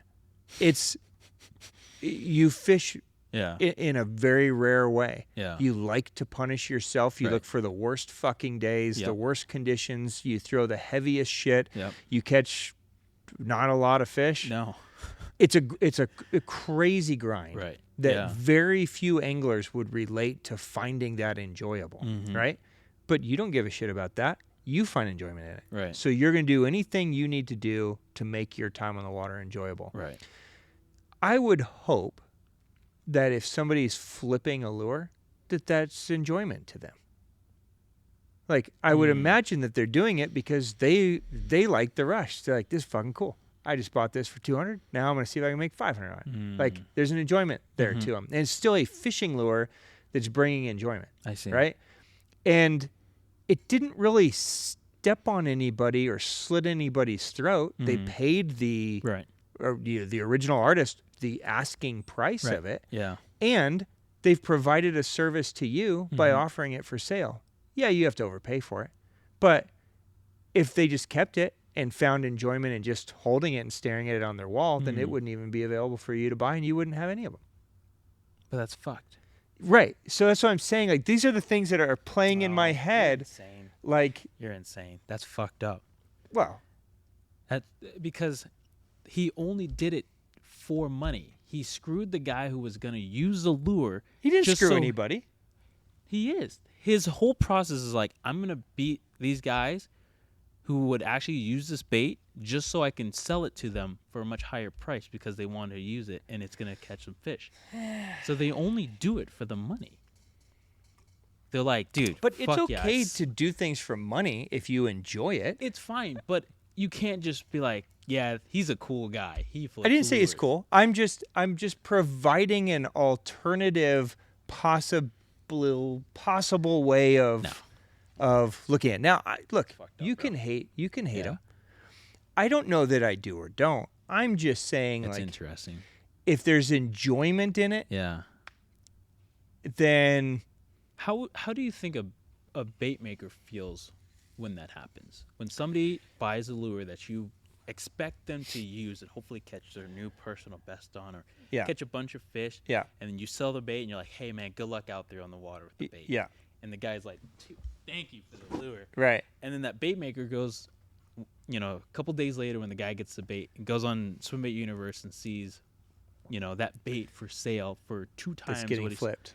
He's like, how does it make the bait maker feel? How do you think that makes them feel? Like, it can't feel good. I would guess. At least if I made a lure, I would guess that it makes them feel amazing and it pisses them off at the same time. I would guess a bait maker is probably in the same mental space of me of, I'm not sure how I feel about this, because on one hand, a bait maker is trying to create baits for people to enjoy on the water. Right. And so the fact that it's not getting enjoyed and it's being used as kind of this pawn money-making thing, I could see rubbing you wrong. Like, it sucks. It didn't go to a guy that wanted to make it. I only made 10. Right. And I wanted 10 people to have amazing experiences, and this guy got it. That sucks. Yeah. But if it's really drawing that much hype and that much demand, it's going to keep his product in the flipper's almost doing the bait maker a favor. The flipper's almost providing the bait maker free marketing and free advertising and free hype demand for his next drop, because he's overpriced it. The bait maker would already have that hype then, because guys so if are it so goes fast. away, so if the Hinkle hype goes away, okay, just theoretically, right? Yep. And people stop spending $500, and so the flippers stop buying them, maybe he doesn't sell out of all his drop next time, because his audience is less, because the hype's gone and everybody knows, like, there's no point in buying that. I can't flip that anymore. I'm just going to own it, and I don't really want to own it because I don't actually fish, right? So they move on. Okay. Right? So then what have you done to the bait maker? You've allowed them to sell fewer units. So if he's going to sell less units, gone. Right, the hype's gone. The hype's gone. So that's just how it went out. It just died out. It just lost the hype, and so everything else goes along with it. The only reason why the hype even begins is the limited amount that people try to buy them and they can't buy them. It's not the flippers hyping these baits up. It's the mystique of trying to get the lure in the first place. Right. So if the flippers are just out of the picture and the hype's there, whatever, and people buy it like, yes, I got it. Right. And they catch fish on it, and people are like, fuck, I really want this bait because it catches fish. That's great. And then eventually, if the bait maker either just stops making baits or oversaturates the market, then people are like, okay, like, the hype's gone. Like, let's just move on to the next thing or whatever. Or like, the guy will still sell them, but they'll trickle or whatever, right? But the flipper has no power on the hype of a lure. It's just the quantity and the availability of the lure that creates the hype, and people that push the bait in a positive way of whether catching fish or talking highly about it. Flipper, they're just there in the middle making money, and they leave. And they come, beat everybody out, flip the bait, and then they're gone. They're not contributing to anything. They're just there to like get their money and move on. That's how I view it. So it's an unnecessary person. That there's no heart, there's no passion of fishing in it. It's just, I'm trying to make money, and I'm going to do through making fishing lures. Through Pokemon cards. It's back to the beginning conversation that we talked about. It's a trading card. It's annoying. Right, it's a trading card. And I could see how it's annoying to somebody who doesn't have that mental, like, none of this even resonates in your head that these would be good ideas. Right? No. Because you're a fisherman and all you want to do is fish, and you just it's a fishing lure. Meant to be catching fish. Look, understood, right? And Jeff, I am by no way trying to convince you of my opinion. I know you're not. Because I don't even know what my opinion is. I'm just openly talking about, like, I don't really know how I feel about these guys. But I can CJ, how do you feel? I mean, it's tough because it's in their right. They're not doing anything. They're not doing anything wrong, but it's not. We shouldn't be like, he's a good. I was He's a bait whatever. maker, and I was making baits solely for people to go out and catch their biggest fish on it. And I saw someone flip it for more than what I wanted to sell it to somebody. I mean, it's a bummer for me because I'd rather see someone just buy it for less and go catch a bigger fish. But at the same time, it's kind of a compliment that someone can sell for $500 or $200, $300 more than when I'm putting it up for sale as a blank, and someone's buying it for more. So it kind of shows me that my bait's worth more than maybe I thought it was. If I was a company that just made lures just to make money, I'd want flippers up my alley all day because I'd want more money. Well, everybody's brand, even if you're a small lure maker and you got into building, this bait for all the right reasons of bringing something that has been missing to the market and sharing it and giving people great experiences. By the time that bait lands, you're probably stressed, right? You've spent years developing and taxing yourself and spending money, and you're going to be strapped. You're going to be stressed, and you're going to be praying to God, and your family's going to be praying to God that the stupid idea that they've allowed you to do for the last few years is going to actually reap some rewards for them. Yeah. And that they can at least just recoup and not lose the hot wife and end up with a fat, ugly chick, right? Yeah. So, there's still a certain amount of business and drive and, like, please let these sell, right? And they have to make money. Right. So if you simplify this down, a flipper is really just promoting and maybe lifting a small brand up from the standpoint of maybe overhyping it to a certain extent. Now, again, I'm just throwing ideas out here. For a bait to be hype, it's got to catch fish. Right. First and foremost, it's got to catch fish, right? And second, it's got to be cool and limited and hard to get. And then third, if the value of the secondary market goes high enough, then that gives that bait maker a certain amount of window to create and to keep putting stuff out there and actually recoup and hopefully make some profit and actually be successful while there's this demand. Yeah. I'm not saying that it's pretty. I'm not saying that it's good, that it's bad, but I'm curious what anybody that hasn't fallen asleep yet, that's still listening to this, I'm curious to what their thoughts are on it. And if you guys are listening to this, especially if you're on YouTube, I'd love to hear your comments on flippers. I would too. I would assume most people, I'd probably say a good majority of people don't like flippers. Well, I would say most anglers are frustrated by flippers. Yes. Because they just get in their way. To your comment is, you want to get this color because this is the color you need for your lake. And then, some guys just bought it and they're going to try to resell it to you for twice the price. Right. And that's frustrating. I get that. Right. So, I mean, nobody wants to be the guy having to spend twice the price. Right. But take the comments that Geoff has given and I've given here. Let it float around your head. And I'd love to see the feedback. You look absolutely disgusted with me right now, I'm never Geoff. making a lure because knowing you'll flip it. I'm like, but Ben, why check would out that affect you? Ben, You should thank me for Ben, doing that. I made this awesome lure. Yeah. I want you to fish it. Yeah. How much is it going to cost me? Like, dude, you could just fucking have it. Well, You know what I mean? now we're And then- talking about a different and then situation. Everybody was like, Ben, I heard Now you got you're one of talking those. about Let me flip that making shit, money dude." off your gifts. Which I feel like you would. Well, if I had the chance, you absolutely bet I would. I don't need none of these $500 swim baits. I like to catch fish. So, I mean, Give me that Nessie.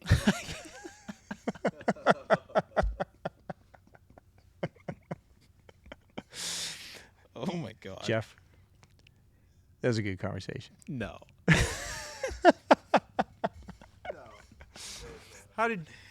When did Geoff quit and get disgusted with you? Well, you started talking about these hinkles, see?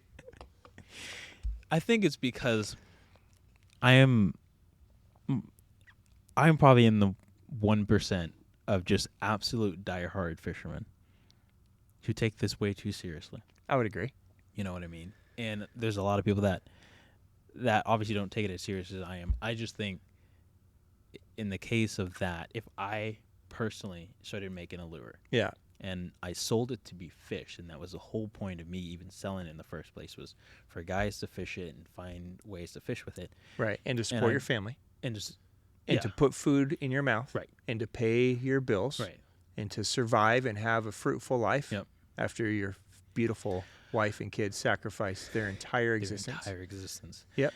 I would expect people like, man, blood, sweat, and tears into this lure that I've perfected to be fished. Right. And I saw a bunch of guys just flipping it. Right. I'd be sad.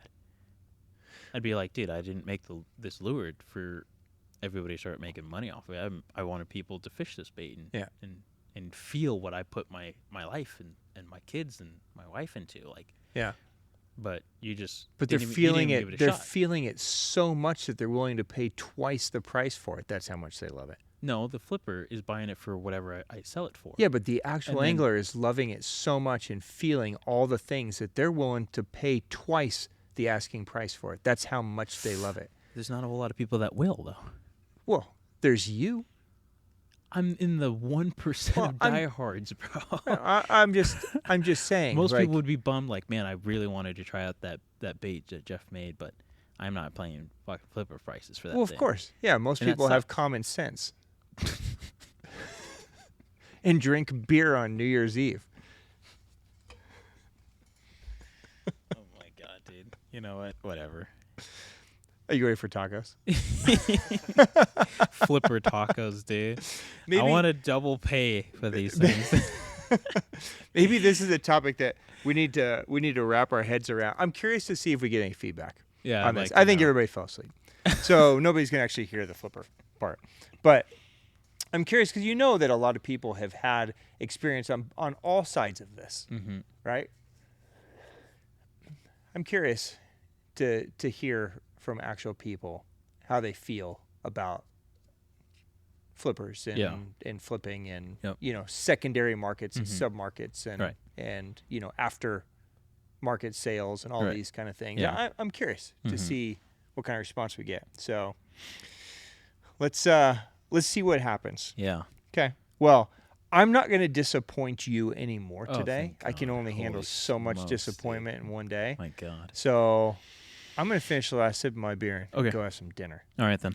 So thank you. Yeah, no, thank you. Oh, you're welcome for the last 20 minutes. Dead of hell. Yeah, you're going to have nightmares tonight. Dude. I'm going to haunt you. I'm never making a lure now. I'm going to start flipping.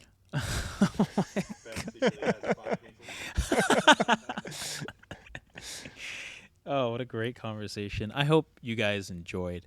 Yeah, I don't even know what we talked about. I don't remember anymore. Well, hopefully whatever it was insightful and entertaining. Yeah, if nothing else, you can see how you can disgust Geoff in a very quick amount of time. Oh, good heavens. Yeah, that 500 hurt, didn't it? No, because I'm used to it. I'll bet you that guy's just eating like caviar and like feet up on like a fur pillow, and he's got a hot ass wife, Geoff. Smoking hot. 2 of them probably. 2 of them. Yeah. And a whole wall of hinkle. So he's just one at a time. One at a time. Waiting for the market to go up. Yeah, he's just waiting for it to spike. Yeah, it's a commodity to him. It is insane how I have to talk people down to that $500 price point when they're like, dude, I'll sell it to you for $650. And I'm like, you're out of your fucking mind, dude. I'll pay $500. And they're like, deal. I'm like, they're probably thinking, well, you're out of your mind. You're out of your mind. Taking your $500. This idiot just paid 2.5 times the asking price. He must really love this bait maker. What a compliment to the bait maker. Fuck me. Geoff, cheers. Yeah, dude, cheers. My last sip of beer, your last sip of nothing. CJ, peace. Good seeing you again. You as well. Thanks for joining, everybody. Geoff's going to go cry and write my name on his mirror and put some weird lipstick on and like cross my name off when he's slowly killing me. Love you, Geoff. Peace, everyone. See you later. Good talk, Jeff. You're out of your mind. You were out.